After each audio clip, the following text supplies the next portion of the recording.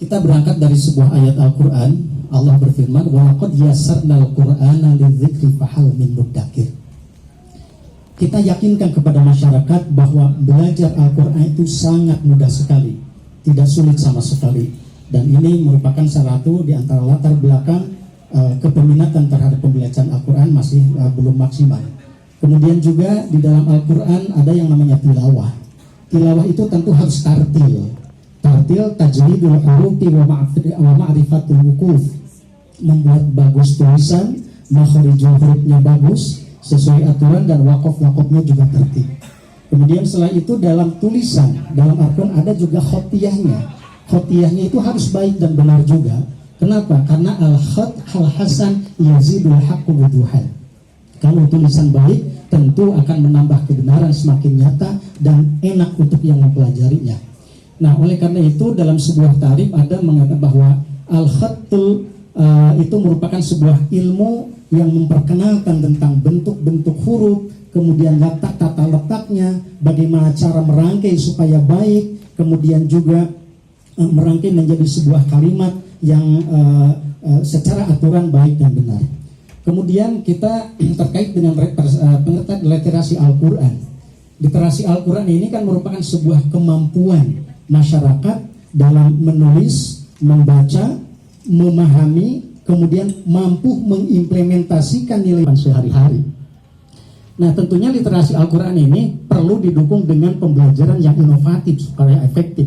Pembelajaran inovatif inilah yang bisa memanfaatkan berbagai macam metode dengan pendekatan baru, kemudian kurikulum, strategi juga pembelajarannya, kemudian juga tekniknya, sehingga yang belajar Al-Quran benar-benar efektif dan relevan dan menarik bagi masyarakat untuk mempelajari Al-Quran.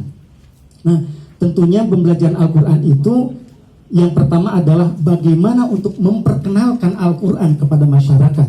Learn to know. Kemudian juga bagaimana membaca yang baik dan benar, learn to read. Dan kemudian bagaimana supaya menulisnya baik dan benar. Tidak hanya baik saja, tapi harus benar, learn to write.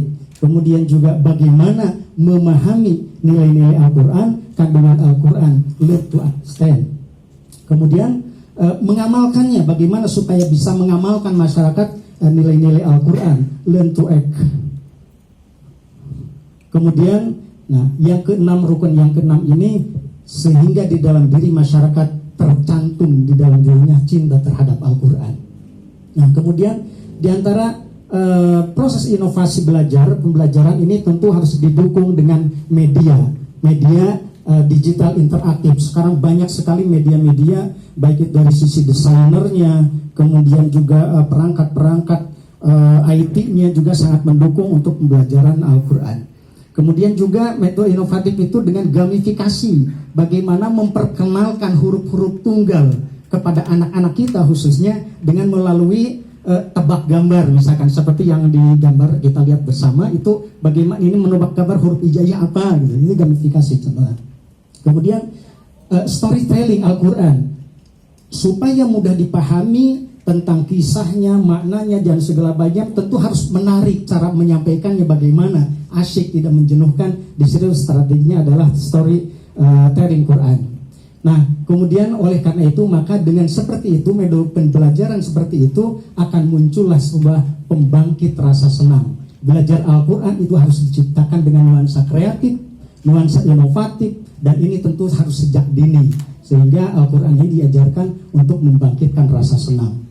Misalkan membaca Al-Quran, kita tidak mesti di kelas, kita ajak satu saat ke luang terbuka, ke sawah, ke pantai, ke gunung, sambil hifdzil Quran misalnya, itu mengasihkan sekali. Kemudian ini contoh di dalam ada satu kegiatan memperkenalkan huruf hijaiyah dengan metode kolase. Itu dari kaca saya praktekkan ini kepada anak-anak, mereka ketagihan sekali dengan metode seperti ini. Kemudian juga metode mewarnai, melukis, ini paling disukai anak-anak, masukkan ke situ unsur-unsur kaligrafinya huruf hijaiyah. Oleh karena itu dari inovasi kaligrafi khotiyah, maka di sini di antara karya-karya termasuk binaan saya itu di antara karyanya itu ini namanya kaligrafi naskah ya, naskah hitam putih. Kemudian ada hiasan mushaf Al-Quran. Ini kolaborasi antara hiasan mushaf, ornamen, kemudian dipadukan penulisannya dengan menggunakan pena. Kemudian ada satu lagi dekorasi. Kalau dekorasi ini paduan antara ornamen, kemudian huruf itu semuanya menggunakan kuas dan cat ya. Kemudian, nah inilah, ini kaligrafi digital atau kontemporer. Dan disinilah menggunakan media tadi, metode digitalisasi, sehingga ini salah satu karyanya. Dan ini yang terakhir adalah kaligrafi batik. Kaligrafi dipadukan dengan batik. Kebetulan saya membawakan sebuah sampel. Sengaja saya bawa, ini karya saya sendiri, bagaimana kaligrafi itu dipadukan dengan metode batik. Ini tulisannya Baiti Jannati. Jadi ini pakai canting, kemudian ini pakai sistem stempel. Karena ada dua cara dalam kaligrafi batik itu, ada dengan stempel, ada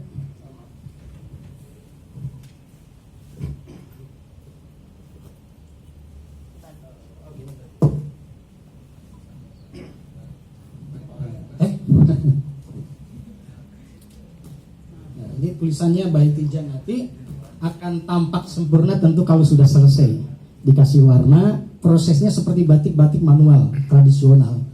Kemudian juga ini ada yang sistem digitalisasi dengan printing.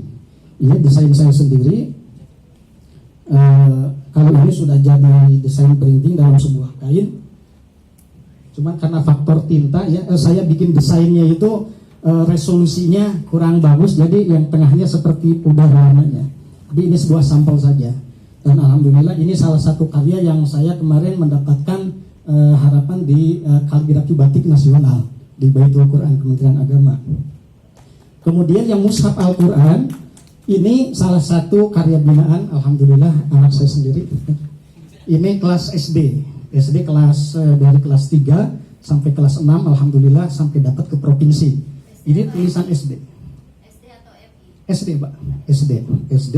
Ini ornamennya juga dikerjakan selama 4 jam. Kalibrasi. Nah, kemudian berikutnya oleh karena itu kami yakin bahwa literasi ini kita persembahkan untuk negeri, untuk mencerdaskan masyarakat bebas dari buta huruf, membina dari alif untuk masyarakat di Nusantara. Ini salah satunya, ini karya buku saya. Alhamdulillah di bulan ini baru terbit. Belajar mewarnai, memperkenalkan metode dengan judulnya, alhamdulillah ini terinisiasi ya, bahwa belajar mewarnai dengan 3-in-1. Kebetulan saya membawa sampel ini, punten sekalian promosi. Boleh. Nah ini mungkin bisa salah satu baru rilis bulan ini, Pak. Baru 1 minggu. Jadi Hanut kene cetakannya masih di perjalanan. Insya Allah hari ini nyampe, katanya. Saya nyetak sebanyak 1000 eksemplar. Jadi barangkali pertama. Di situ cara metode untuk menyampaikan seorang guru pembina, di situ saya sampaikan juga.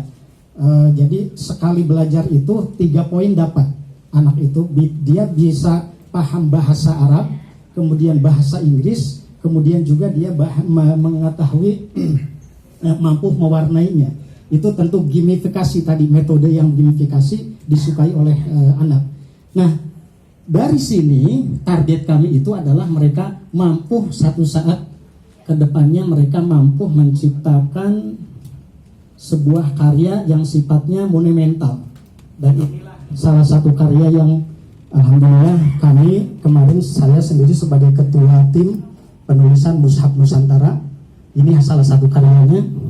Dan oleh Pak Menteri Agama kemarin diharapkan ini akan dicetak, sekarang masih proses tasih, akan dicetak menjadi sebuah karya literasi. Dan ini salah satunya kami sempat printkan dulu.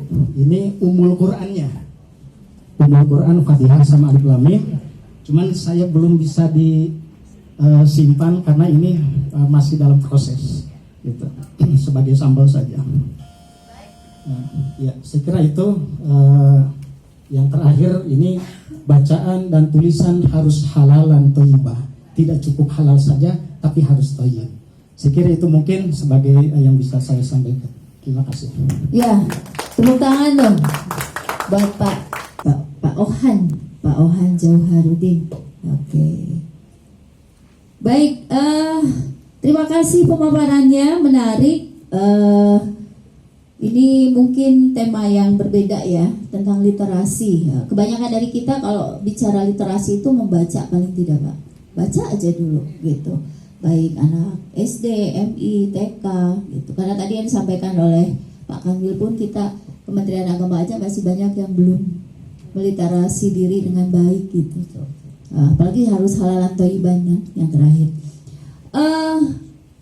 Temanya menarik, sesuai dengan apa yang diharapkan. Bapak sudah punya cukup banyak portofolio. Itu portofolio, Pak. Nanti Bapak boleh patenkan. Ini nanti didaftarkan ke Perpusnas, bisa dapat ISSN. Jadi tidak hanya cukup dicetak saja, nanti ke Perpusnas atau ISBN biasanya. Kalau ISSN ya nanti bisa dapat hak karya cipta. Berarti kan yang punya ini cuma Pak Ohan aja gitu. Jadi kalau lain meniru nggak bisa, itu berarti tiruan gitu. Itu perlu karena terkait dengan kepemilikan properti, itu perlu diurus. Penjelasannya sudah sangat clear, ditambah dengan portofolionya dibawa.